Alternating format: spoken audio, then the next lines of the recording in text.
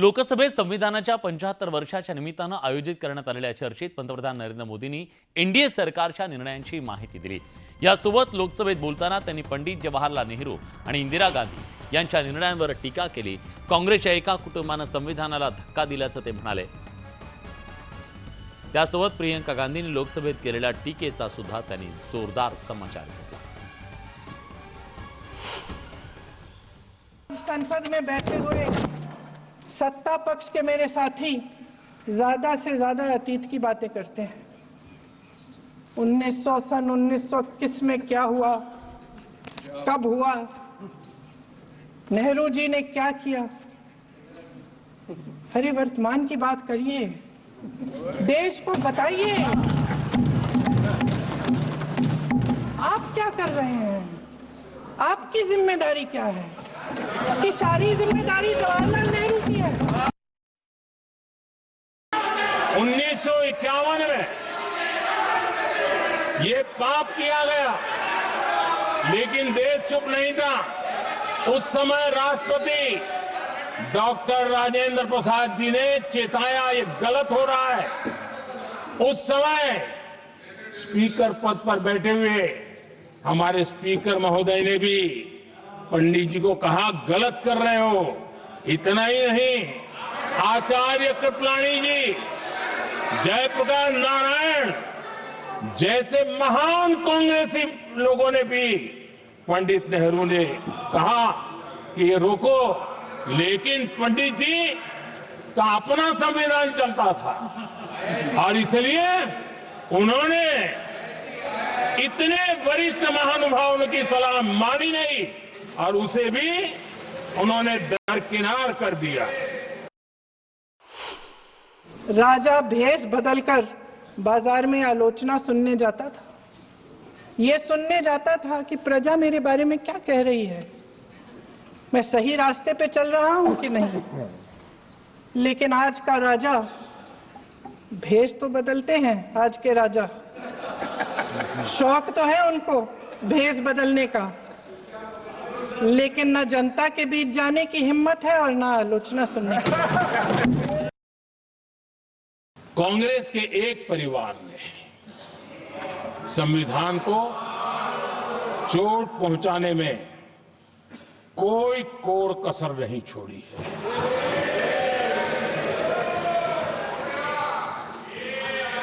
और मैं इसलिए एक परिवार का उल्लेख करता हूं कि 75 साल की हमारी यात्रा में 55 साल एक ही परिवार ने राज किया है।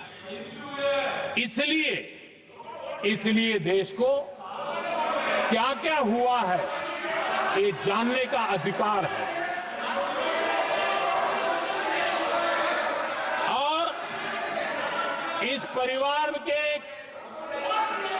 कुविचार, कुरीति, कुनीति, इसकी परंपरा निरंतर चल रही है। संविधानावरील चर्चेच्या दरम्यान संसदेत खासदार डॉक्टर श्रीकांत शिंदे आणि राहुल गांधी एकमेकांना भिडले। इंदिरा गांधींवरून सावरकरांचं कौतुक, मग तुमच्या आजी संविधान विरोधी होत्या का? श्रीकांत शिंदेने राहुल गांधींना हा सवाल केला। त्यानंतर संसदेत गदारोळ झाला। विरोधकांनी जोरदार घोषणाबाजी केली।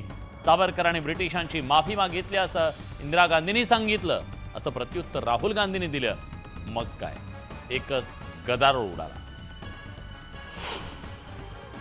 Responding to letter written by Pandit Bakhle, Secretary to the Swatantraveer Savarkar Rashtriya Smarak, making plans for celebrating the birth centenary of Savarkar. In her letter, Honorable Indira Gandhi ji, dated May 20, 1980, Indira Gandhi ji writes back to Bakhle saying, I have received your letter of 8th May 1980. Veer Savarkar's daring defense of British government has its own importance in the annals of our freedom movement. I wish success to the plans to celebrate the birth centenary of the remarkable son of India. मैं आपसे पूछना चाहूंगा कि आपकी दादी भी संविधान विरोधी थी क्या? मेंबर ने पूछा कि इंदिरा गांधी जी की सावरकर पे क्या व्यू थी। मैंने ये सवाल एक बार इंदिरा गांधी जी से पूछा था। हाँ, जब मैं छोटा था मैंने पूछा था और उन्होंने बोला, इंदिरा गांधी जी ने बोला कि Savarkar ji compromised with the British, wrote a letter to the British and asked for forgiveness for the British. और उन्होंने बोला, इंदिरा गांधी जी ने बोला that गांधी जी जेल गए, नेहरू जी जेल गए और सावरकर जी ने माफी मांगी थी। ये इंदिरा गांधी जी की पोजीशन है। संसदेत संविधानावरती चर्चा सुरू आहे। यावेळी राहुल गांधींनी बोलताना भाजपवर जोरदार टीका केली। सावरकरांनी संविधानापेक्षा मनुस्मृतीला वरचं स्थान दिलं होतं। संघानं मनुस्मृतीला संविधानापेक्षा चांगलं ठरवल्याचा दावा राहुल गांधींनी केला। जसा द्रोणाचार्यांनी एकलव्याचा अंगठा कापला तसाच तुम्ही देशाचा अंगठा कापत आहात, अशी टीका राहुल गांधींनी केली।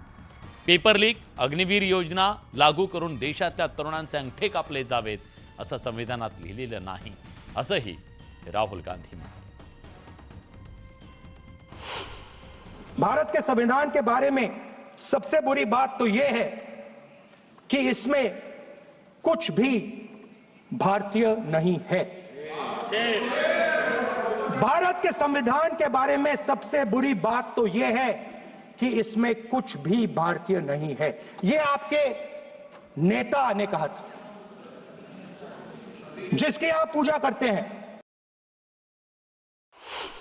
हिंदुस्तान के युवा सुबह उठकर 4 बजे उठकर अलग अलग एग्जाम्स की तैयारी करते हैं। आपने देखा होगा,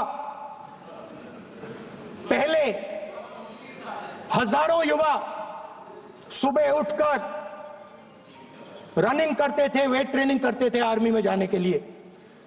जब आपने अग्निवीर लागू किया तो आपने उन युवाओं की उंगली काटी। जब आप पेपर लीक कराते हो, 70 बार आपने पेपर लीक करवाया है, तब आप हिंदुस्तान के युवाओं का अंगूठा काटते हो। जाति जनगणना होगा।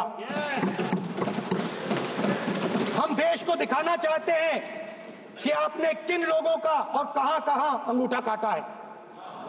हम दलितों को, आदिवासियों को, पिछड़ों को, किसानों को, मजदूरों को दिखाना चाहते हैं कि आपने किस किस का अंगूठा काटा है। इसलिए जो मैंने वायदा किया था, इसी हाउस में यहां हम कास्ट सेंसस लागू करेंगे। देशाच्या एकात्मतेत काहींनी विष पेरलं, स्वार्थासाठी देशाच्या एकतेवर वार केला, असं म्हणत पंतप्रधान नरेंद्र मोदींनी काँग्रेसवर जोरदार निशाणा साधला। आज संविधानाच्या मुद्द्यावर बोलताना पंतप्रधान मोदींनी विरोधकांवर जोरदार हल्ला चढवला।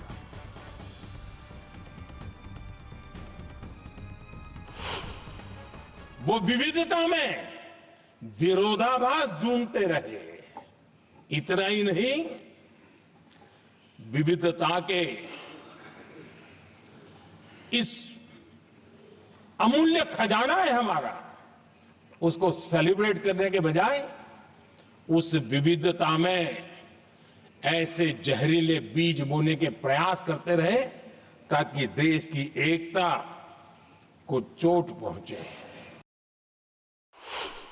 जब देश संविधान के 25 वर्ष पूरे कर रहा था, उसी समय हमारे देश में संविधान को नोच लिया गया, इमरजेंसी आपातकाल लाया गया।